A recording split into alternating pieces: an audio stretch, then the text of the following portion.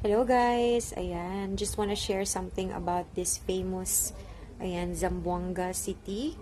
Trending news na yung guy o yung lalaki is mentally impaired pala siya, guys.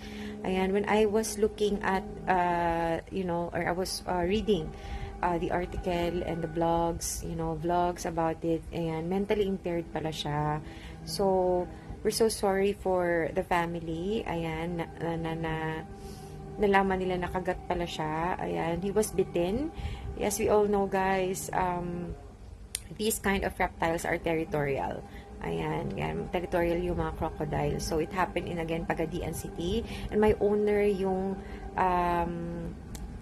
crocodile or yung buhaya. And the name of the crocodile is Lalay.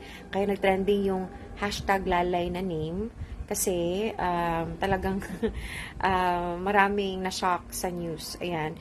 I just knew na yung lalaki pala is mentally impaired. Ayan, I forgot to check the name of the guy. Pero guys, ayan, paalala lang sa family, ayan, ng lalaki or yung mga may mentally impaired na kapamilya, please watch them, guys. Watch over them.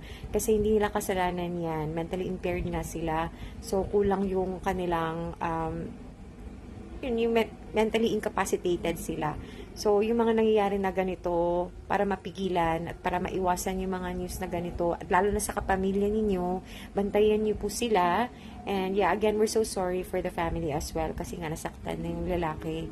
And even though we know that he's mentally impaired. Ayan. So, guys, be careful next time. Bantayan para hindi na mangyari yung mga ganitong pangyayari. Kasi walang kasalanan yan. That's an animal. That's a wild animal. Ayan. And, yun lang. Ingat-ingat tayo, guys. Especially kung nakatira tayo sa mga ganyang lugar na malalapit sa mga, alam mo yun, yung mga delikadong hayop. Ayan. So, just be careful. Especially for your kids. Yes, and your mentally impaired family. Ayan lang. Take care, community.